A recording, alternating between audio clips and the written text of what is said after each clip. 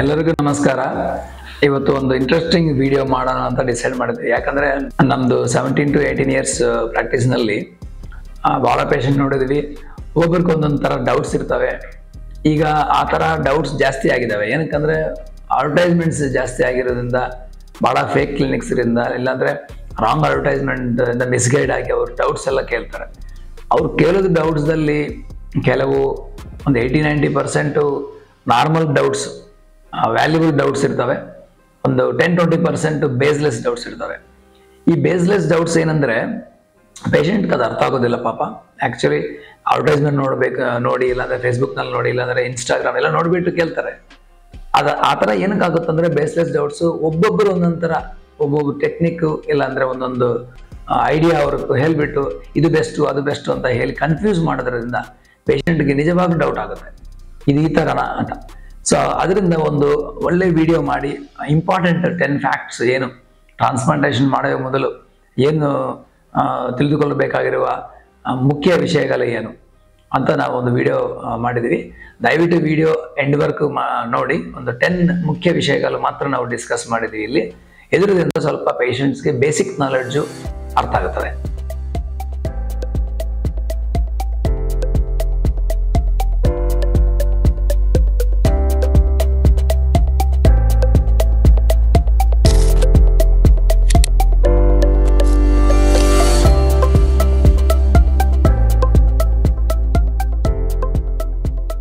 ಬಹಳ ಪೇಷಂಟ್ಸ್ಗಳು ಟೆಕ್ನಿಕ್ಸ್ ಬಗ್ಗೆ ಕೇಳ್ತಾರೆ, ಸ್ವಲ್ಪ ಫ್ಯಾನ್ಸಿ ಇನ್ಸ್ಟ್ರೂಮೆಂಟ್ಸ್ ಬಗ್ಗೆ ಕೇಳ್ತಾರೆ. ಅದೆಲ್ಲ ಏನಾಗಿದೆ ಅಂದ್ರೆ ಅದರಿಂದ ರಿಸಲ್ಟ್ಸ್ ಬರಲ್ಲ ಅಂತ ಅವ್ರಿಗೆ ಅರ್ಥ ಆಗೋದಿಲ್ಲ. ಯಾಕಂದ್ರೆ ಟೆಕ್ನಿಕ್ಸ್ ನೇಮ್ಸ್ ಟರ್ಮಿನಾಲಜಿ ನೋಡ್ಬಿಟ್ಟು, ಇಲ್ಲಾಂದ್ರೆ ಯಾರೋ ಒಬ್ಬರು ಕ್ಲಿನಿಕ್ ಈ ತರ ಟೆಕ್ನಿಕ್ ಮಾಡಿದರೆ AFI WFI ಏನೋ ಒಂದು 10 ಇಲ್ಲ ಇನ್ನೂ ಜಾಸ್ತಿ ಒಂದು 10-20 ವೆರೈಟೀಸ್ ಆಫ್ ನೇಮ್ಸ್ ಕ್ರಿಯೇಟ್ ಮಾಡಿದ್ದಾರೆ. ಅದೆಲ್ಲ ನೋಡ್ಬಿಟ್ಟು ಪೇಷಂಟ್ ಕನ್ಫ್ಯೂಸ್ ಆಗಿ ಅವ್ರಿಗೇನೋ ಒಂದು ಡೌಟ್ ಇರುತ್ತೆ. ಅದರಿಂದ ಈ ವಿಡಿಯೋ ಎಂಡ್ವರೆಗೂ ನೋಡಿದ್ರೆ ಆ ಥರ ಟೆಕ್ನಿಕ್ಸ್ರಿಂದ ನಿಮ್ಗೆ ಏನು ಯೂಸ್ ಇಲ್ಲ ಅಂತ ನಿಮ್ಗೆ ಅರ್ಥ ಆಗ್ತದೆ.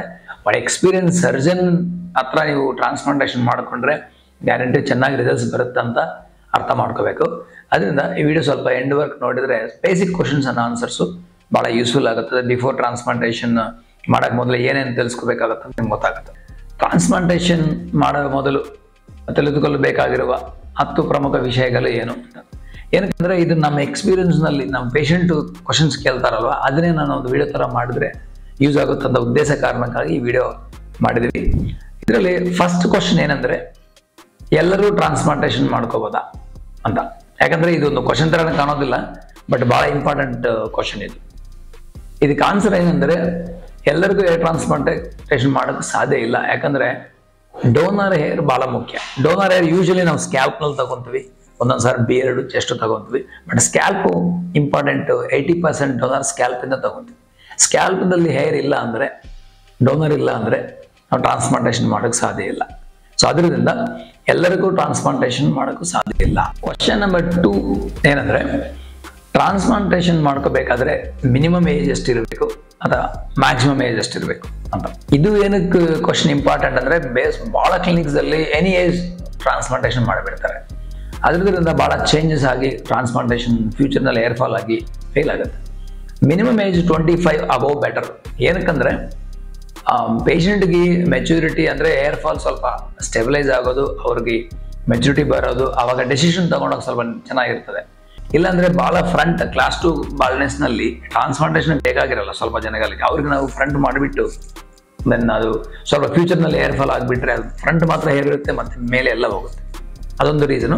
ಫ್ಯೂಚರ್ ಏರ್ ಫಾಲ್ ಆಗುತ್ತೆ. ಅದರಿಂದ ಮಿನಿಮಮ್ ಏಜ್ 25 ಮೇಲೆ ಮಾಡಿಕೊಂಡ್ರೆ ಬೆಟರ್. ಸೊ ಟೆಕ್ನಿಕಲಿ ಏನು ಪ್ರಾಬ್ಲಮ್ ಇಲ್ಲ 25 ಕೆಳಗಡೆ ಮಾಡಿಕೊಂಡ್ರೆ, ಬಟ್ ಪ್ಲಾನ್ ರಾಂಗ್ ಆಗುತ್ತೆ, ಫ್ಯೂಚರ್ ಏರ್ ಫಾಲ್ ಗ್ಯಾರಂಟಿ ಆಗುತ್ತೆ. ಅದರಿಂದ ಮಿನಿಮಮ್ 25 ಅಬವ್ ಮಾಡಿಕೊಂಡ್ರೆ ನಿಮಗೆ ಚೆನ್ನಾಗಿ ಸ್ವಲ್ಪ ಲಾಂಗಿವಿಟಿ ಅಂದರೆ ಜಾಸ್ತಿ ದಿನ ನಿಮ್ಮ ರಿಸಲ್ಟ್ಸ್ ಹಂಗೆ ಇರ್ತದೆ.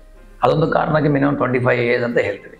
ಈಗ ಮ್ಯಾಕ್ಸಿಮಮ್ ಏಜ್ ಅಂದರೆ ಪೇಷಂಟ್ ಮೆಡಿಕಲಿ ಫಿಟ್ ಇದ್ರೆ, ಹೆಲ್ತ್ ಆಗಿದ್ರೆ ಏನು ಮ್ಯಾಕ್ಸಿಮಮ್ ಲಿಮಿಟ್ ಅಂತೂ ಏನಿಲ್ಲ. ಆಲ್ಮೋಸ್ಟ್ ನಾವು 65-67 ಇಯರ್ಸ್ ಪೇಷಂಟ್ಗೆ ನಾವು ಮಾಡಿದ್ವಿ. ಸೊ ಅವ್ರಿಗೆ ಸ್ವಲ್ಪ ಟೆಸ್ಟ್ಗಳು ಚೆನ್ನಾಗಿ ಮಾಡಿ, ಡಯಾಬಿಟಿಸ್ ಇರಬಾರ್ದು, ಹೈಪರ್ ಟೆನ್ಷನ್ ಇರಬಾರ್ದು, ಹಾರ್ಟ್ ಪ್ರಾಬ್ಲಮ್ಸ್ ಆಗಲಿ, ಕಿಡ್ನಿ ಎಲ್ಲ ಚೆಕ್ ಮಾಡಬೇಕಾಗುತ್ತೆ. ಪೇಷಂಟ್ ಚೆನ್ನಾಗಿ ಫಿಟ್ ಇದ್ರೆ ಏಜ್ ಲಿಮಿಟ್ ಈವನ್ 65 ಮೇಲೂ ಮಾಡೋಕ್ಕೆ ಸಾಧ್ಯ ಇದೆ. ಕ್ವಶನ್ ನಂಬರ್ 3, ಗ್ರಾಫ್ಟ್ಸ್ಗೆ ಮತ್ತೆ ಫಾಲಿಕಲ್ಸ್ಗೆ ಮಧ್ಯೆ ವ್ಯತ್ಯಾಸ ಏನು? ಇದು ಬಹಳ ಸಿಂಪಲ್ ತರ ಕಾಣ್ತದೆ, ಬಟ್ ಬಹಳ ಇಂಪಾರ್ಟೆಂಟ್ ಕ್ವಶನ್. ಏನಂದ್ರೆ ಈಗ ಫಾಲಿಕ್ಯುಲರ್ ಯೂನಿಟ್ ಮತ್ತೆ ಗ್ರಾಫ್ಟ್ ಅಂದ್ರೆ ಒಂದು ಸೇಮ್ ಅಂತ ಹೇಳಿದ್ವಿ. ಬಟ್ ಫಾಲಿಕ್ಯುಲರ್ ಯೂನಿಟ್ ಬೇರೆ, ಫಾಲಿಕಲ್ ಬೇರೆ. ಅಂದ್ರೆ ಗ್ರಾಫ್ಟ್ ಬೇರೆ, ಫಾಲಿಕಲ್ ಬೇರೆ. So follicular unit or graft ಎರಡು ಒಂದೇ, ಬಟ್ ಫಾಲಿಕ್ಯುಲರ್ ಯೂನಿಟ್ ಫಾಲಿಕಲ್ ಬೇರೆ. ಅದರಿಂದ ಸ್ವಲ್ಪ ಇದು ಕನ್ಫ್ಯೂಸಿಂಗ್ ಇರ್ತದೆ. ಸೊ ಒಂದು ಗ್ರಾಫ್ಟ್ ನಲ್ಲಿ ಮಿನಿಮಮ್ 2, 3, 4 ಈವನ್ 5, 6 ಫಾಲಿಕಲ್ಸ್ ಇರ್ಬೋದು. ಫಾಲಿಕಲ್ ಅಂದ್ರೆ ಹೇರ್ ಅಂತ ಅನ್ಕೊಳ್ಳಿ. ಒಂದು ಗ್ರಾಫ್ ನಲ್ಲಿ ಆ ತರ ಇರ್ಬೋದು. ಅಂದ್ರೆ ಒಂದು ಫಾಲಿಕ್ಯುಲರ್ ಯೂನಿಟ್ ನಲ್ಲಿ 1, 2, 3, 4 ಈವನ್ ನಾನು 7, 8 ನೋಡಿದ್ದೀನಿ ರೇರ್ ಆಗಿ, ಬಟ್ ಆನ್ ಆವರೇಜ್ 2 to 3 ನಾವು ನೋಡ್ಬೋದು. ಸೊ ಇದು ಏನಕ್ಕೆ ಇಂಪಾರ್ಟೆಂಟ್ ಅಂದ್ರೆ, ಸಪೋಸ್ ಒಬ್ಬರು ಪೇಷಂಟು ಒಳ್ಳೆ ಎಕ್ಸ್ಪರ್ಟ್ಸ್ ಅದನ್ನ ಹತ್ರ ಬಂದಿರ್ತಾರೆ. ಸರ್ ನನಗೆ ಒಂದು 6,000 ಗ್ರಾಫ್ಟ್ಸ್ ಮಾಡಿ ಅಂತಾರೆ. ಪ್ರಾಕ್ಟಿಕಲಿ 6,000 ಗ್ರಾಫ್ಟ್ಸ್ ಮಾಡಕ್ ಸಾಧ್ಯ ಇಲ್ಲ ಒಂದು ದಿನದಲ್ಲಿ, ಒಂದೇ ಪ್ರೊಸೀಜರ್ನಲ್ಲಿ. ಮತ್ತೆ ಬ್ಯಾಕ್ ಸೈಡ್ ಅಷ್ಟು ಸಿಕ್ಕಲ್ಲ ಒಂದೇ ಸೆಷನ್ನಲ್ಲಿ. ಈಗ ಬೇರೆ ಕಡೆ ನಮಗೆ 6,000 ಗ್ರಾಫ್ಟ್ಸ್ ಹೇಳಿದ್ದಾರೆ, ತಾವು ಮಾಡಕ್ಕೆ ಆಗ್ತಾ ಇಲ್ಲ ಅಂತ ಹೇಳ್ತೀರಾ ಅಂತ ಮೋಸ್ಟ್ಲಿ ಪೇಷಂಟ್ ಡಿಸಪಾಯಿಂಟ್ ಆಗ್ಬೋದು, ಇಲ್ಲಾಂದ್ರೆ ಸರ್ಜರಿನ ಕ್ಯಾನ್ಸಲ್ ಮಾಡ್ಬೋದು. ಬಟ್ ಇದರಲ್ಲಿ ಏನಾಗುತ್ತದೆ, ಅವರು ಸಿಂಗಲ್ ಫಾಲಿಕಲ್, ಒಂದೊಂದು ಗ್ರಾಫ್ಟ್ ಅಲ್ಲಿ ಸಿಂಗಲ್ ಫಾಲಿಕಲ್ ಇರುತ್ತೆ, ಅದನ್ನು ಗ್ರಾಫ್ಟ್ ಅಂತ ಹೇಳ್ಬೋದು ನಾವು. ಅದ ಕಾರಣಕ್ಕಾಗಿ ಬಹಳ ಕ್ಲಿನಿಕ್ಸ್ಗಳು ನಿಮಗೆ ಗ್ರಾಫ್ಟ್ ಕೌಂಟ್ ಹೇಳೋದಿಲ್ಲ, ಅವಾಗ ಫಾಲಿಕಲ್ ಕೌಂಟ್ ಹೇಳ್ತಾರೆ. ಎಕ್ಸಾಂಪಲ್ ಏನಂದ್ರೆ 2000 ಗ್ರಾಫ್ಟ್ಸ್ ನಾವು, ಇಲ್ಲಾಂದ್ರೆ 2000 ಫಾಲಿಕ್ಯುಲರ್ ಯೂನಿಟ್ಸ್ ನಾವು ಇಂಪ್ಲಾಂಟೇಷನ್ ಮಾಡಿದೀವಿ ಅಂತ ಅನ್ಕೊಳ್ಳಿ. ಅದರಲ್ಲಿ ಮಿನಿಮಮ್ 4,000 ಫಾಲಿಕಲ್ಸ್ ಸಿಗ್ಬೋದು, ಒಂದೊಂದು ಸಾರಿ 6,000 ಫಾಲಿಕಲ್ಸ್ ಸಿಗ್ಬೋದು. ಆವಾಗ ಗ್ರಾಫ್ಟ್ ಪ್ರೈಸ್ ನಾವು ಹೇಳಿರ್ತೀವಿ, ಬೇರೆ ಕ್ಲಿನಿಕ್ ನಲ್ಲಿ ನಿಮಗೆ ಫಾಲಿಕಲ್ ಪ್ರೈಸ್ ಹೇಳ್ಬಿಟ್ಟು ನಿಮಗೆ ಕಾಸ್ಟ್ ಡಬಲ್ ಆಗುತ್ತೆ. ನೋಡೋಕೆ ಕಾಸ್ಟ್ ಕಡಿಮೆ ಕಾಣ್ತದೆ, ಬಟ್ ಆವಾಗ ಇಂಪ್ಲಾಂಟೇಷನ್ ಆಗುವಾಗ ನಿಮಗೆ ಫಾಲಿಕಲ್ ಕೌಂಟ್ ಹೇಳ್ತಾರಲ್ಲ, ಅದರಿಂದ ಡಬಲ್ ಕಾಸ್ಟ್ ಆಗುತ್ತೆ. ಬಟ್ ಇನ್ನೊಂದು ರೀಸನ್ ಏನಂದ್ರೆ, ಫಾಲಿಕಲ್ ನಾವು ಇಂಪ್ಲಾಂಟ್ ಮಾಡಬಾರ್ದು. ಯಾಕಂದ್ರೆ ನಮ್ಮ ಬಾಡಿನಲ್ಲಿ ಗ್ರಾಫ್ಟ್ ಫಾಲಿಕ್ಯುಲರ್ ಯೂನಿಟ್ ಯಾವ ತರ ರಿಮೂವ್ ಮಾಡ್ತೀವಿ ಅದೇ ತರ ನಾವು ಇಂಪ್ಲಾಂಟ್ ಮಾಡ್ಬೇಕು. ಅದರಲ್ಲಿ 1 ಇರ್ಬೋದು, 2 ಇರ್ಬೋದು, 3 ಇರ್ಬೋದು. ಅದು ಸಪರೇಟ್ ಮಾಡಿ ಎಲ್ಲ 3 ಫಾಲಿಕಲ್ ಸಪರೇಟ್ ಮಾಡಿ 3 ಗ್ರಾಫ್ಟ್ಸ್ ತರ ಇಂಪ್ಲಾಂಟ್ ಮಾಡಿದ್ರೆ ಡೆನ್ಸಿಟಿ ಬರಲ್ಲ, ಗ್ರೋತ್ ಬರಲ್ಲ. ಈ 2 ರೀಸನ್ಗಾಗಿ ಗ್ರಾಫ್ಟ್ ಮತ್ತೆ ಫಾಲಿಕಲ್ ಮಧ್ಯೆ ವ್ಯತ್ಯಾಸ ನಿಮ್ಗೆ ಗೊತ್ತಾಗಬೇಕು. ಇಂಪ್ಲಾಂಟ್ ಮಾಡುವಾಗ ಗ್ರಾಫ್ಟ್ಸ್ ಮಾಡ್ತಾರಾ, ಫಾಲಿಕ್ಯುಲರ್ ಯೂನಿಟ್ಸ್ ಮಾಡ್ತಾರಾ, ಇಲ್ಲಾಂದ್ರೆ ಫಾಲಿಕಲ್ಸ್ ಮಾಡ್ತಾರಾ ಅಂತ ಕೇಳಬೇಕು. ಸೊ ಬಹಳ ಜನ ಕ್ಲಿನಿಕ್ಸ್ 80% ಫಾಲಿಕಲ್ ಕೌಂಟ್ ಹೇಳ್ಬಿಟ್ಟು ನಿಮಗೆ ಚಾರ್ಜ್ ಮಾಡ್ತಾರೆ. ಸೊ ಅವಾಗ ನಿಮಗೆ ಡಬಲ್ ಕಾಸ್ಟ್ ಆಗಿ ರಿಸಲ್ಟ್ಸ್ ಕಡಿಮೆ ಬರುತ್ತೆ. ಈ ತರ ಕೇಸ್ದಲ್ಲಿ ಫಾಲಿಕಲ್ ಕೌಂಟ್ ಹೇಳ್ಬಿಟ್ಟು ಫಾಲಿಕಲ್ ತರ ಸಪರೇಟ್ ಮಾಡಿ ಫಾಲಿಕಲ್ಸ್ ಇಂಪ್ಲಾಂಟ್ ಮಾಡಿದ್ರೆ ಇಮ್ಮಿಡಿಯೇಟ್ ಇಂಪ್ಲಾಂಟ್ ದಿನ ನಿಮಗೆ ನೋಡೋಕ್ಕೂ ಬ್ಯೂಟಿಫುಲ್ ಆಗಿ ಕಾಣ್ತದೆ. ಯಾಕಂದ್ರೆ ಇಮ್ಯಾಜಿನ್ 3,000 ಗ್ರಾಫ್ಟ್ಸ್ ಅಂತ ಅನ್ಕೊಳ್ಳಿ, ಅದೊಂದು 6,000 ಫಾಲಿಕಲ್ಸ್ ತರ ಸಪರೇಟ್ ಮಾಡಿ ಇಂಪ್ಲಾಂಟ್ ಮಾಡಿಬಿಟ್ರೆ ಫುಲ್ ಹೆಡ್ ನಲ್ಲಿ ನಿಮಗೆ ಬ್ಯೂಟಿಫುಲ್ ಇಂಪ್ಲಾಂಟೇಷನ್, ಡೆನ್ಸಿಟಿ ಎಲ್ಲ ಜಾಸ್ತಿ ಕಾಣುತ್ತೆ. But end of the 8th month ನೋಡಿದ್ರೆ ರಿಸಲ್ಟ್ಸ್ ಬರಲ್ಲ. ಯಾಕಂದ್ರೆ ಗ್ರಾಫ್ಟ್ ಸಪರೇಟ್ ಮಾಡಿ ಫಾಲಿಕಲ್ ತರ ಮಾಡಿ ಜಾಸ್ತಿ ಕಾಣೋ ತರ ಇಂಪ್ಲಾಂಟ್ ಮಾಡ್ತಾರೆ. ಸೊ ಫಸ್ಟ್ ದಿನದಿಂದ 10 days ವರೆಗೂ ನಮ್ಗೆ ಕಾಣ್ತದಲ್ವಾ, ಅದು ಫೈನಲ್ ರಿಸಲ್ಟ್ ಅಲ್ಲ. ಸೊ ಅದರಿಂದ ಅದ್ರ ಬಗ್ಗೆ ಎಷ್ಟು ಡೆನ್ಸಿಟಿ ಇದೆ, ಅದೆಷ್ಟು ಗ್ಯಾಪ್ಸ್ ಇದೆ ಅಂತ ತಲೆ ಕೆಡಿಸ್ಕೋಬೇಡಿ. ಅದರದಿಂದ ನಮ್ಗೆ ಡೆನ್ಸಿಟಿ ರಿಸಲ್ಟ್ಸ್ ಲಾಸ್ಟ್ಗೆ ಬರಲ್ಲ. ಎಷ್ಟು ಒಳ್ಳೆ ಗ್ರಾಫ್ಟ್ಸ್ ನಾವು ಇಂಪ್ಲಾಂಟ್ ಮಾಡಿದೀವಿ, ಬಿಕಾಸ್ ಒಂದೊಂದು ಗ್ರಾಫ್ಟ್ ನಲ್ಲಿ 2-3 ಫಾಲಿಕಲ್ಸ್ ಆಚೆ ಕಡೆ ಬರುತ್ತೆ ಗ್ರೋತ್ ನಲ್ಲಿ. ಇಂಪ್ಲಾಂಟ್ ಮಾಡುವಾಗ ಓನ್ಲಿ ನಮಗೆ ಒಂದೇ ಕಾಣ್ಬೋದು, ಅಲ್ಲಿ ರೂಟ್ಸ್ ಒಳಗೆ 2-3 ಇರ್ತವೆ. ಅದು ಬಹಳ ಮುಖ್ಯ. ಕ್ವಶನ್ ನಂಬರ್ 4 ಏನಂದ್ರೆ, ಒಂದೇ ದಿನ ಪ್ರೊಸೀಜರ್ದಲ್ಲಿ 8,000 to 10,000 ಗ್ರಾಫ್ಟ್ಸ್ ಹಾರ್ವೆಸ್ಟ್ ಮಾಡಿ ಇಂಪ್ಲಾಂಟ್ ಮಾಡ್ಬೋದಾ? Actually 8,000 grafts to 10,000 grafts possibility ಇಲ್ಲ. ಯಾಕಂದ್ರೆ 8,000 ಫಾಲಿಕಲ್ಸ್ ಇಂಪ್ಲಾಂಟ್ ಮಾಡ್ಬೋದು. 8,000 ಫಾಲಿಕಲ್ಸ್ ಅಂದ್ರೆ ಅರೌಂಡ್ 3,000 to 4,000 ಗ್ರಾಫ್ಟ್ಸ್ ಅಷ್ಟೇ. ಬಟ್ 8,000 ಗ್ರಾಫ್ಟ್ಸ್ to 10,000 ಗ್ರಾಫ್ಟ್ಸ್ ಅಂದ್ರೆ 8,000 to 10,000 ಫಾಲಿಕ್ಯುಲರ್ ಯೂನಿಟ್ಸ್ ಇಂಪ್ಲಾಂಟ್ ಮಾಡಕ್ ಸಾಧ್ಯ ಇಲ್ಲ. ಯಾಕಂದ್ರೆ ಹಾರ್ವೆಸ್ಟೇಷನ್ ಮಾಡೋಕ್ಕೆ ಆಲ್ಮೋಸ್ಟ್ ನಮಗೆ 6 hours ಆಗುತ್ತೆ, ಮತ್ತೆ ಇಂಪ್ಲಾಂಟ್ ಮಾಡಕ್ಕೆ 6 hours ಆಗುತ್ತೆ, ಮಧ್ಯದಲ್ಲಿ ಒಂದು 3-4 hours ಆಗುತ್ತೆ. ಮೋರ್ ದನ್ 15-16 hours ಆದರೆ ಟ್ರಾನ್ಸ್ಪ್ಲಾಂಟೇಷನ್ ಪ್ರೊಸೀಜರ್ ಮಾಡಕ್ಕೆ ಸಾಧ್ಯ ಇಲ್ಲ. ಅಷ್ಟು ಟೈಮು ಗ್ರಾಫ್ಟ್ಸು ನಮ್ಗೆಲ್ಲ ಜೀವಂತವಾಗಿ ಇರಲ್ಲ. ಅದರಿಂದ ಸೊ ಒಂದೇ ದಿನದಲ್ಲಿ ಒಂದೇ ಪ್ರೊಸೀಜರ್ನಲ್ಲಿ ಆ ಥರ ಗ್ರಾಫ್ಟ್ಸ್ ಅಷ್ಟು ನಂಬರ್ ಮಾಡಕ್ಕೆ ಸಾಧ್ಯ ಇಲ್ಲ. ಸೊ ಅದೊಂದು important point to be considered. ನೀವೆಲ್ಲ ನೋಡ್ಕೋಬೇಕಾಗುತ್ತೆ. ಯಾವುದೋ ಒಂದು 1,000 ಕೇಸ್ನಲ್ಲಿ, ಇಲ್ಲಾಂದ್ರೆ 2,000 ಕೇಸ್ನಲ್ಲಿ ಯಾರೋ ಒಬ್ರಿಗೆ ಆ ಥರ ಪಾಸಿಬಿಲಿಟಿ ಇದೆ. ಯಾಕಂದ್ರೆ ಅವ್ರಿಗೆ ಆ ಥರ ಚಿಕ್ಕ ಗ್ರಾಫ್ಟ್ಸ್, ಜಾಸ್ತಿ ನಂಬರ್ ಆಫ್ ಗ್ರಾಫ್ಟ್ಸ್ ಇರ್ತವೆ, ಬ್ಲೀಡಿಂಗ್ ಇರಲ್ಲ.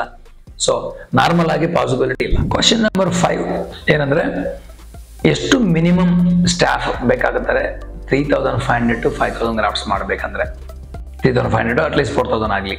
ಇದು ಮಿನಿಮಮ್ 15 to 20 ಸ್ಟಾಫ್ ಬೇಕಾಗ್ತಾರೆ 3,500 to 4,000 ಗ್ರಾಫ್ಟ್ಸ್ ಮಾಡ್ಬೇಕಂದ್ರೆ.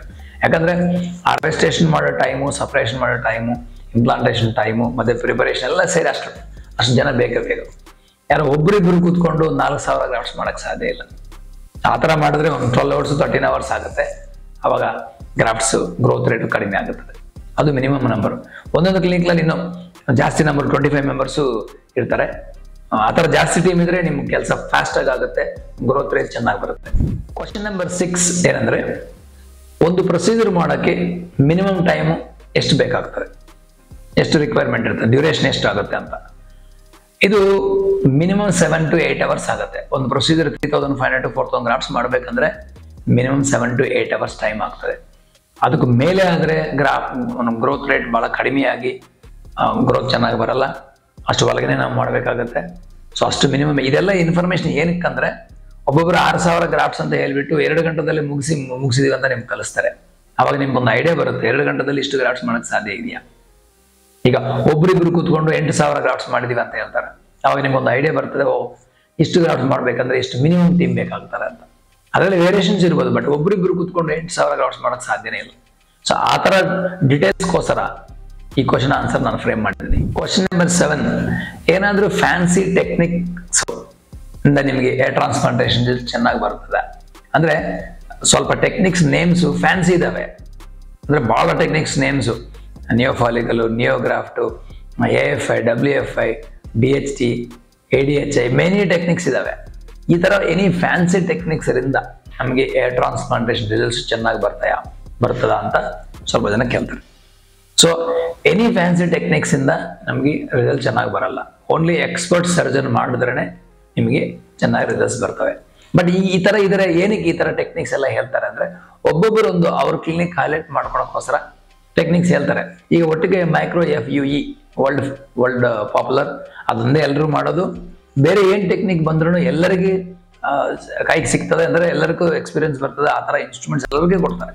ಒಬ್ಬರೇ ಈ ಟೆಕ್ನಿಕ್ ನಾವು ಮಾಡ್ತೀವಿ, ಬೇರೆ ಕ್ಲಿನಿಕ್ ಮಾಡಲ್ಲ ಅಂತ ಏನಿಲ್ಲ. ಸೊ ಎಲ್ಲ ಫ್ಯಾನ್ಸಿ ಟೆಕ್ನಿಕ್ಸ್ಗಳು ಮಾರ್ಕೆಟಿಂಗ್ ಗಿಮ್ಮಿಕ್ಸ್ಗೋಸ್ಕರ ಮಾತ್ರ ಯೂಸ್ ಮಾಡ್ತಾರೆ.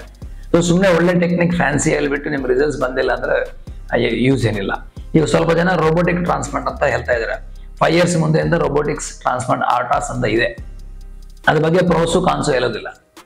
ಈ ರೋಬೋಟ್ ಇಂದ ಓನ್ಲಿ ಪಂಚಿಂಗ್ ಮಾತ್ರನೇ ಮಾಡೋದು, ಅದು ಇಂಪ್ಲಾಂಟೇಷನ್ ಮಾಡೋದಿಲ್ಲ, ಒಳ್ಳೆ ಗ್ರಾಫ್ಟ್ಸ್ ತೆಗಿಯಲ್ಲ. ಬಟ್ ನಿಮ್ಮ ಎಕ್ಸ್ಪೆನ್ಸು ಅದು 3 times ಜಾಸ್ತಿ ಆಗುತ್ತೆ. ಅದೇಳಲ್ಲ, ರಿಸಲ್ಟ್ಸು ನಾವು ನಾರ್ಮಲ್ ಆಗಿ ಬರ್ತದೆ, ಇನ್ನೂ ಕಡಿಮೆ ಬರ್ತದೆ. ಅದರಿಂದ ಫ್ಯಾನ್ಸಿ ಟೆಕ್ನಿಕ್ಸ್ ಬಗ್ಗೆ ಹೋಗಿ ನೀವು ಟ್ರಾನ್ಸ್ಪ್ಲಾಂಟೇಷನ್ ಹಾಲ್ ಮಾಡ್ಕೋಬಾರ್ದು. ಎಕ್ಸ್ಪರ್ಟ್ ಟೀಮ್ ಇದ್ರೇನೆ ನಿಮಗೆ ರಿಸಲ್ಟ್ ಚೆನ್ನಾಗಿ ಬರ್ತಾವ ಅಂತ ನೀವು ನೆನ್ಪಿಟ್ಕೋಬೇಕು. Question number 8, any special instrument ಆಗಲಿ, ಎನಿ ಸ್ಪೆಷಲ್ ಟೂಲ್ ಆಗಲಿ, ಅದರಿಂದ ಮಾಡಿದ್ರೆ ನಮಗೆ ಟ್ರಾನ್ಸ್ಪ್ಲಾಂಟೇಷನ್ ರಿಸಲ್ಟ್ ಚೆನ್ನಾಗಿ ಬರುತ್ತಾ ಅಂತ ಸ್ವಲ್ಪ ಜನ ಕೇಳ್ತಾರೆ. ಸೊ ಈಗ ಈ ಕ್ವಶನ್ ಮುಂದೆ ನಾನು ಸ್ವಲ್ಪ ಡೀಟೇಲ್ಸ್ ಹೇಳ್ಬೇಕಾಗಿದೆ. ಬಹಳ ಜನ ತಾವು ಇಂಪ್ಲಾಂಟರ್ಸ್ ಯೂಸ್ ಮಾಡ್ತಾರಾ, ನೀಡಲ್ ಯೂಸ್ ಮಾಡ್ತಾರಾ, ಫೋರ್ಸೆಪ್ಸ್ ಯೂಸ್ ಮಾಡ್ತಾರಾ, ಫ್ಲೆಕ್ಸಿ ಇಂಪ್ಲಾಂಟರ್ಸ್ ಯೂಸ್ ಮಾಡ್ತಾರಾ, ಚಾಯ್ ಇಂಪ್ಲಾಂಟರ್ಸ್ ಯೂಸ್ ಮಾಡ್ತಾರಾ, ಸಫೈರ್ ಬ್ಲೇಡ್ ಯೂಸ್ ಮಾಡ್ತಾರಾ, ಇದೆಲ್ಲ ಕ್ವಶನ್ ಕೇಳ್ತಾರೆ. ಈ ಫ್ಯಾನ್ಸಿ ಇನ್ಸ್ಟ್ರೂಮೆಂಟ್ಸು, ಟೆಕ್ನಿಕ್ಸ್ ಆಗಲಿ, ಸ್ಪೆಷಲ್ ಟೂಲ್ಸ್ ಆಗಲಿ, ಇದರಿಂದ ಏನು ಯೂಸ್ ಇಲ್ಲ. ಎಕ್ಸಾಂಪಲ್ ಏನಂದ್ರೆ, ಈಗ ಒಂದು ಸಫೈರ್ ಬ್ಲೇಡ್ ಅಂತ ಅನ್ಕೊಳ್ಳಿ, ಕ್ರಿಸ್ಟಲೈನ್ ಬ್ಲೇಡು ಎಲ್ಲರಿಗೂ ಅವೈಲಬಿಲಿಟಿ ಇದೆ. ಅದೊಂದು 4,000 rupees ಆಗುತ್ತೆ ಅಷ್ಟೇ. ಇಂಪ್ಲಾಂಟರ್ಸ್ ಒಂದೊಂದು 1,500 rupees ಆಗುತ್ತೆ ಅಷ್ಟೇ. ಸೊ ಆ ಥರ ನಿಮಗೆ ಹೇಳ್ಬಿಟ್ಟು ಅದರಲ್ಲಿ ಕಾಸ್ಟ್ ಜಾಸ್ತಿ ಮಾಡೋದು, ಇಲ್ಲಾಂದ್ರೆ ನೀವು ಲ್ಯೂರ್ ಮಾಡಿ ಈ ಟೆಕ್ನಿಕ್ ಇಂದ ಮಾಡಿದ್ರೆ ನಿಮ್ಗೆ ಚೆನ್ನಾಗಿ ರಿಸಲ್ಟ್ಸ್ ಬರುತ್ತಂತ ಹೇಳೋದು ಸುಮ್ಮನೆ ಅಡ್ವರ್ಟೈಸ್ಮೆಂಟ್ ಗಿಮ್ಮಿಂಗ್ ಬಿಟ್ರೆ ಬೇರೆ ಏನಿಲ್ಲ. ಸೊ ಸ್ಪೆಷಲ್ ಟೂಲ್ಸ್ ಯೂಸ್ ಮಾಡೋದ್ರಿಂದ ನಿಮ್ಗೆ ಏನು ಬೆನಿಫಿಟ್ ಇಲ್ಲ. ಇನ್ ಕೇಸ್ ಆ ಸ್ಪೆಷಲ್ ಟೂಲ್ಸ್ ಯೂಸ್ ಮಾಡ್ಬೇಕಂದ್ರೆ ಅದೇನೋ ಅಷ್ಟು ಎಕ್ಸ್ಪೆನ್ಸಿವ್ ಅಲ್ಲ, ಎಲ್ಲರಿಗೂ ಸಿಗುತ್ತದೆ. ಎನಿ ಡಾಕ್ಟರ್ ಆನ್ಲೈನು ಇಲ್ಲಾಂದ್ರೆ ಸರ್ಜಿಕಲ್ ಶಾಪ್ಸ್ ಅಂತ ತಗೋಬಹುದು. ಸೊ ಅದರಿಂದ ಸ್ಪೆಷಲ್ ಟೂಲ್ಸ್ ಬರೀ ಇದ್ರೆ ಏನು ಯೂಸ್ ಇಲ್ಲ. ನಿಮ್ಮ ಹತ್ರ ಸ್ಪೆಷಲ್ ಸರ್ಜನ್, ಪ್ಲಾನಿಂಗ್, ಡಿಸೈನ್ ಮಾಡೋರು ಒಳ್ಳೆಯವರು ಇರಬೇಕು. ಅವಾಗ ಫೈನರ್ ಇನ್ಸ್ಟ್ರೂಮೆಂಟ್ಸ್, ಈಗ ಲೇಟೆಸ್ಟ್ ಎಲ್ಲರೂ ಸಫೈರ್ ಬ್ಲೇಡ್ ಯೂಸ್ ಮಾಡ್ತಾರೆ, ಮತ್ತೆ ಇಂಪ್ಲಾಂಟರ್ಸ್ ಎಲ್ಲ ಯೂಸ್ ಮಾಡ್ತಾ ಇದ್ದಾರೆ, ಡಿಪೆಂಡಿಂಗ್ ಆನ್ ಅವ್ರ ದೇರ್ ಕನ್ವೀನಿಯನ್ಸ್.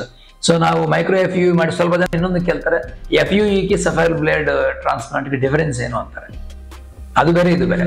FUE ಅಂದ್ರೆ ಹಾರ್ವೆಸ್ಟೇಷನ್, ಸಫೈರ್ ಬ್ಲೇಡ್ ಅಂದ್ರೆ ಬ್ಲೇಡ್ ಸ್ಲಿಟ್ಸ್ ಮಾಡಕ್ ಯೂಸ್ ಮಾಡೋ ಬ್ಲೇಡ್. ಸೊ FUE ಮಾಡಿದ್ರೇನೆ ಸಫೈರ್ ಬ್ಲೇಡ್ ಇಂದ ಇಂಪ್ಲಾಂಟ್ ಮಾಡ್ಬೋದು. ಸೊ ಅದು ಡಿಫರೆನ್ಸು.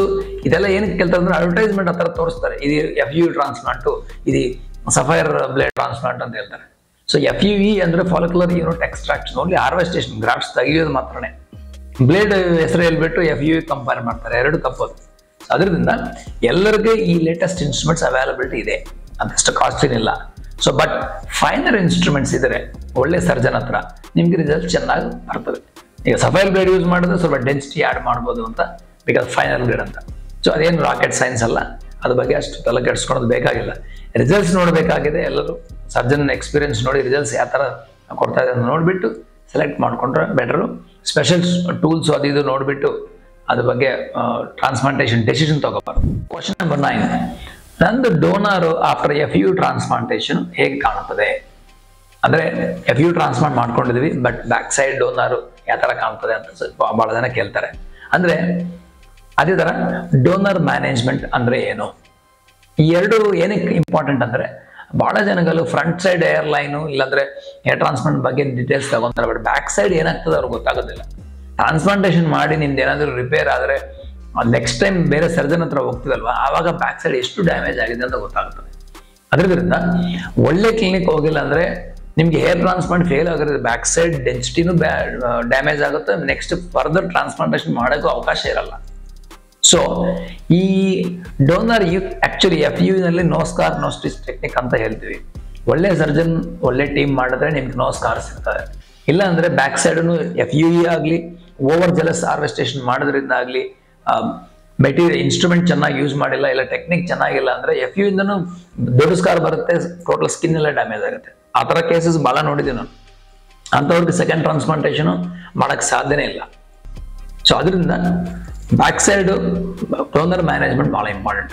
ಡೋನರ್ ಮ್ಯಾನೇಜ್ಮೆಂಟ್ ಅಂದರೆ ಏನಂದರೆ ಬ್ಯಾಕ್ ಸೈಡ್ ನಾವು ಹೇರ್ ಟ್ರಾನ್ಸ್ಪ್ಲಾಂಟೇಷನ್ FU ಮಾಡಿ ಹೇರ್ ತಗೊಂಡ್ರೆ 1 ಸೆಷನ್ ಆಗಲಿ 2 ಸೆಷನ್ ಆಗಲಿ ಇನ್ನೊಂದು 3 ಸಾರಿ ಮಾಡ್ತೀವಿ, ಒಬ್ಬೊಬ್ಬರಿಗೆ 3 ಸೆಷನ್ ಆಗಲಿ ಬ್ಯಾಕ್ ಸೈಡ್ ಡೋನರ್ ಬ್ಯಾಲೆನ್ಸ್ಡ್ ಕಾಣಬೇಕು. ಎಲ್ಲಿ ಪ್ಯಾಚಸ್ ಕಾಣಬಾರ್ದು, ಅಲ್ಲಿ ಸ್ವಲ್ಪ ಜಾಸ್ತಿ ತಗೊಂಡೋದು ಇಲ್ಲಿ ಆ ಥರ ಕಾಣಬಾರ್ದು, ನೀಟಾಗಿರಬೇಕು. ಅವರು ಇವನ್ ಮಿಲಿಟ್ರಿ ಕಟ್ ಬಸ್ ಕಟ್ ಮಾಡ್ಕೊಂಡ್ರು ಡಾಟ್ಸ್ ಎಲ್ಲ ಕಾಣಬಾರ್ದು, ಆ ಥರ ನೀಟಾಗಿ ಮಾಡಬೇಕು. ಅದು ಡೋನರ್ ಮ್ಯಾನೇಜ್ಮೆಂಟ್ ಅಂತ ಹೇಳ್ತೀವಿ.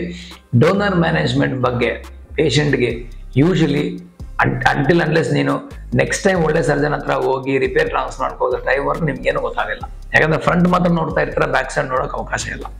ಸೊ ಇದೆಲ್ಲ ಭಾಳ ಇಂಪಾರ್ಟೆಂಟ್ ಡೀಟೇಲ್ಸು ಬಿಫೋರ್ ಟ್ರಾನ್ಸ್ಪ್ಲಾಂಟೇಷನ್, ಇದೆಲ್ಲ ಗೊತ್ತಾಗಬೇಕು. ಅದು ಆದಮೇಲೆ ಡೆಸಿಷನ್ ತಗೊಂಡ್ರೆ ಒಳ್ಳೇದು. ಈ ಡೋನರ್ ಮ್ಯಾನೇಜ್ಮೆಂಟ್ದಲ್ಲಿ ಭಾಳ ಪೇಷಂಟ್ ಕೇಳ್ತಾರೆ, ನಮ್ಮ ಡೋನರ್ ಈ ಥರ ಆಗಿದೆ ಡಾಕ್ಟರ್ ಅಂತಾರೆ. ಮೇನ್ ರೀಸನ್ ಏನಂದರೆ ಎಲ್ಲ ಕಡೆ ಎಲ್ಲರೂ ಟ್ರಾನ್ಸ್ಪ್ಲಾಂಟ್ ಮಾಡ್ತಾರೆ, ಏನು ಡಿಫ್ರೆನ್ಸ್ ಇಲ್ಲ, ಇಲ್ಲಿ ಮಾಡಿದ್ರು ಅವ್ರು ಮಾಡ್ತಾರೆ, ಅಲ್ಲಿ ಮಾಡ್ಕೊಂಡ್ರು ಮಾಡ್ತಾರೆ ಅಂತ ಭಾಳ ಜನ ಮಾಡ್ಕೊತಾರೆ. ಮೋಸ್ಟ್ಲಿ ಬಡ್ಜೆಟ್ ಟ್ರಾನ್ಸ್ಪ್ಲಾಂಟ್ಗಳು ಅವ್ರೇನಂದ್ರೆ ಪೇಷಂಟಿಗೆ ಮುಂದೆ ಡೀಟೇಲ್ಸ್ ಎಕ್ಸ್ಪ್ಲೇನ್ ಮಾಡೋದಿಲ್ಲ. ಪೇಷಂಟ್ ಏನು ಕೇಳಿದ್ರು ಎಸ್ ಅಂತಾರೆ, ಈ ಟೆಕ್ನಿಕ್ ಮಾಡ್ತಾರ ಎಸ್ ಮಾಡ್ತೀವಿ, ಇಷ್ಟು ಗ್ರಾಫ್ಸ್ ಮಾಡ್ತಾರ ಎಸ್ ಮಾಡ್ತೀವಿ, 6000 ಮಾಡ್ತಾ ಎಸ್ ಮಾಡ್ತೀವಿ. ಯಾಕಂದ್ರೆ ಏನು ನೋ ಹೇಳ್ಬಿಟ್ರೆ ಪೇಷಂಟ್ ವಾಪಸ್ ಹೋಗ್ಬೇಕಂತ ಭಯ ಅವ್ರಿಗೆ. ಅದರಿಂದ ಪೇಷಂಟ್ ಏನು ಕೇಳಿದ್ರು ಏನು ಬೇಕಾಗಾದ್ರು ಅದೇ ಮಾಡ್ತಾರೆ ಅಂತ ಹೇಳ್ಬಿಟ್ಟು ಮಾಡ್ತಾರೆ. ಬಟ್ ಲಾಸ್ಟ್ ನಿಮ್ಗೆ ಗೊತ್ತಾಗುತ್ತೆ ನಿಮ್ದು ಡೋನರ್ ಸ್ಪಾಯ್ಲ್ ಆಗಿದೆ ಅಂತ. ಇದು ಕೇವಲ 99% ಆಗಿರೋದು because of budget lucrative package transplant ಇಂದ ಆಗುತ್ತೆ. ಸೊ ಅದರಿಂದ ನೀವು ಟ್ರಾನ್ಸ್ಪ್ಲಾಂಟೇಷನ್ ಸ್ಪೆಂಡ್ ಮಾಡೋ ಅಮೌಂಟು ಅದ ಮೇಲೆ ಇಂಪಾರ್ಟೆಂಟ್ ಏನಾದರೂ ಇದೆ ಅಂದ್ರೆ ನಿಮ್ಮ ಡೋನರ್ ರಾ ಮೆಟೀರಿಯಲ್ ಅಂದ್ರೆ ಗ್ರಾಫ್ಟ್ಸ್ ಭಾಳ ಇಂಪಾರ್ಟೆಂಟ್. ಗ್ರಾಫ್ಟ್ಸ್ ಎಲ್ಲ ಡ್ಯಾಮೇಜ್ ಆಗಿಬಿಟ್ರೆ ದುಡ್ಡು ಇದ್ರೂ ಟೈಮ್ ಇದ್ರೂ ಟ್ರಾನ್ಸ್ಪ್ಲಾಂಟೇಷನ್ ಮಾಡೋಕ್ಕೆ ಸಾಧ್ಯ ಇಲ್ಲ. Question number 10, last question but not least, ಇದು ಭಾಳ ಮುಖ್ಯ. ಗ್ರಾಫ್ಟ್ಸ್ ಪ್ರಾಸೆಸಿಂಗ್ ಅಂದ್ರೆ ಏನು? ಇದು ಏನಕ್ಕೆ ಅಷ್ಟು ಇಂಪಾರ್ಟೆಂಟ್ ಹೇರ್ ಟ್ರಾನ್ಸ್ಪ್ಲಾಂಟದಲ್ಲಿ? ಭಾಳ ಜನಕ್ಕೆ ಇದು ಗೊತ್ತಿಲ್ಲ. ಇದು ಸ್ವಲ್ಪ ಎಕ್ಸ್ಪ್ಲೇನ್ ಮಾಡೋದು ಕಷ್ಟ ವಿಡಿಯೋನಲ್ಲಿ, ಯಾಕಂದರೆ ಪೇಷಂಟು ಕನ್ಸಲ್ಟೇಷನ್ನಲ್ಲಿ ತೋರಿಸಿ ಎಕ್ಸ್ಪ್ಲೇನ್ ಮಾಡ್ಬೋದು. ಬಟ್ ನಾನು ಟ್ರೈ ಮಾಡ್ತೀನಿ ಎಷ್ಟು ಅದು ಅರ್ಥ ಆಗುತ್ತಂತ. ಗ್ರಾಫ್ಟ್ಸ್ ಪ್ರಾಸೆಸಿಂಗ್ ಅಂದರೆ ಏನಂದರೆ, ನಾವು ಗ್ರಾಫ್ಟ್ಸ್ ಹಾರ್ವೆಸ್ಟೇಷನ್ ಮಾಡಿದ ತಕ್ಷಣ ಗ್ರಾಫ್ಟ್ಸ್ ಅರೌಂಡ್ ದ ಗ್ರಾಫ್ಟ್ ಸ್ವಲ್ಪ ಸ್ಕಿನ್ ಇರುತ್ತೆ, ಕೆಳಗಡೆ ಸ್ವಲ್ಪ ಫ್ಯಾಟ್ ಇರುತ್ತೆ. ಅದು ಹಂಗೆ ಡೈರೆಕ್ಟಾಗಿ ಇಂಪ್ಲಾಂಟ್ ಮಾಡಿದ್ರೆ ನಮಗೆ 2 ಪ್ರಾಬ್ಲಮ್ಸ್ ಆಗುತ್ತೆ. ಜಾಸ್ತಿ ಫ್ಯಾಟ್ ಇದ್ದರೆ ಗ್ರೋತ್ ಚೆನ್ನಾಗಿ ಬರಲ್ಲ, ಹಾಗೆ ಸ್ಕಿನ್ ಜಾಸ್ತಿ ಇದ್ರೂ ಅದು ಅಲ್ಲಿ ಫರ್ಟಿಲೈಟಿಸ್ ಆಗೋದು, ಇಲ್ಲಾಂದರೆ ಒಳಗೆ ಹೋಗಿ ಸ್ವಲ್ಪ ಇರಿಟೇಷನ್ ಆಗಿ ಗ್ರಾಫ್ಟ್ ರಿಜೆಕ್ಷನ್ ಆಗೋದು, ಇದೆಲ್ಲ ಇರ್ತದೆ. ಮೂರನೇದೇನೆಂದರೆ ಇಂಪ್ಲಾಂಟ್ ಮಾಡುವಾಗ ಸ್ಕಿನ್ ರಿಮೂವ್ ಮಾಡಿ ಡಿನ್ಯುಡೇಷನ್ ಮಾಡಿ ಗ್ರಾಫ್ಟ್ಸ್ ತಿನ್ನಾಗಿ ಮಾಡಬೇಕು. ಇಲ್ಲಾಂದರೆ ನಾವು ಇಂಪ್ಲಾಂಟ್ ಹತ್ರ ಇಂಪ್ಲಾಂಟ್ ಮಾಡೋದು ಸಾಧ್ಯ ಇರಲ್ಲ. ಸೊ ಈ 3 ಕಾರಣಕ್ಕೆ ಗ್ರಾಫ್ಟ್ ಪ್ರಾಸೆಸಿಂಗ್ ಮುಖ್ಯ. ಬಟ್ ಭಾಳ ಕ್ಲಿನಿಕ್ಸ್ ಇದು ಮಾಡೋದಿಲ್ಲ. ಏನಕ್ಕಂದ್ರೆ ಗ್ರಾಫ್ಟ್ಸ್ ಪ್ರಾಸೆಸಿಂಗ್ ಮಾಡಬೇಕಂದ್ರೆ 3000ರಿಂದ 4000 ಗ್ರಾಫ್ಟ್ಸ್ ಪ್ರಾಸೆಸಿಂಗ್ ಮಾಡಬೇಕಂದ್ರೆ at least 6 to 10 members extra team ಬೇಕಾಗ್ತಾರೆ. ಅಂದ್ರೆ ನಾವು ಹಾರ್ವೆಸ್ಟೇಷನ್ ಮಾಡ್ತಾ ಇದ್ರೆ ಅವ್ರು ಪ್ರಾಸೆಸಿಂಗ್ ಮಾಡ್ತಾ ಇರ್ಬೇಕು. ಅಷ್ಟು ಟೀಮ್ ಜಾಸ್ತಿ ಜನ ಯಾರು ಹಿಡ್ಕೊಳಲ್ಲ, ಅವ್ರು ಸ್ಯಾಲರಿ ಪೇ ಮಾಡಬೇಕು, ಅದೆಲ್ಲ ಇರ್ತದೆ. ಅದರಿಂದ ಇದೆಲ್ಲ ಮಾಡೋದಿಲ್ಲ. ಸೊ ಔಟ್ಸೋರ್ಸ್ ಮಾಡ್ಕೊಂಡ್ರೆ ಇದು ಎಕ್ಸ್ಟ್ರಾಕ್ಟ್ ಮಾಡಿ ಹಂಗೆ ಡೈರೆಕ್ಟ್ ಆಗಿ ಇಂಪ್ಲಾಂಟ್ ಮಾಡ್ತಾರೆ. ಅದರಿಂದ ನಿಮಗೆ ಗ್ರಾಫ್ಟ್ಸ್ ಪ್ರಾಸೆಸಿಂಗ್ ಮಾಡಲ್ಲ. ಗ್ರಾಫ್ಟ್ ಪ್ರಾಸೆಸಿಂಗ್ ಮಾಡಿಲ್ಲ ಅಂದ್ರೆ ಏನಾಗ್ತದೆ ಅಂದ್ರೆ ನಾವು ಒಂದು ಸ್ಕ್ವೇರ್ ಸೆಂಟಿಮೀಟರ್ನಲ್ಲಿ ಜಾಸ್ತಿ ಗ್ರಾಫ್ಟ್ಸ್ ಇಂಪ್ಲಾಂಟ್ ಮಾಡೋಕ್ಕೆ ಸಾಧ್ಯ ಇಲ್ಲ.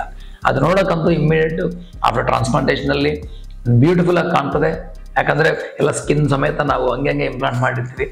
ಸೊ ಪ್ರಾಸೆಸ್ ಗ್ರಾಫ್ಟ್ಸ್ ನಿಮ್ಗೆ ಜಾಸ್ತಿ ಡೆನ್ಸಿಟಿ ಕಾಣೋದಿಲ್ಲ, ಬಟ್ ಫೈನಲ್ ರಿಸಲ್ಟ್ ಚೆನ್ನಾಗಿರ್ತದೆ. ನಾನ್ ಪ್ರಾಸೆಸ್ ಗ್ರಾಫ್ಟ್ಸ್ ಇಮಿಡಿಯೇಟ್ ಇಂಪ್ಲಾಂಟೇಷನ್ ಚೆನ್ನಾಗಿ ಕಾಣ್ತದೆ, ಫುಲ್ ಡೆನ್ಸಿಟಿ ಕಾಣ್ತದೆ, ಬಟ್ ಎಂಡ್ ರಿಸಲ್ಟ್ಸ್ ನಲ್ಲಿ ನಿಮಗೆ ಅದೆಲ್ಲ ಸ್ಕಿನ್ನು ಅಲ್ಲಿ ಹೇರ್ ಇರಲ್ಲ. ಸೊ ಆವಾಗ ನಿಮ್ಗೆ ಡೆನ್ಸಿಟಿ ಬಹಳ ಕಡಿಮೆ ಬರ್ತದೆ. ಸೊ ಈ ಕಾರಣದಿಂದ ಗ್ರಾಫ್ಟ್ ಪ್ರಾಸೆಸಿಂಗ್ ಬಹಳ ಮುಖ್ಯ. ಸೊ ಬಹಳ ಕಡಿಮೆ ಕ್ಲಿನಿಕ್ಸ್ ಈ ಪ್ರೊಸೀಜರ್ ಮಾಡ್ತಾರೆ.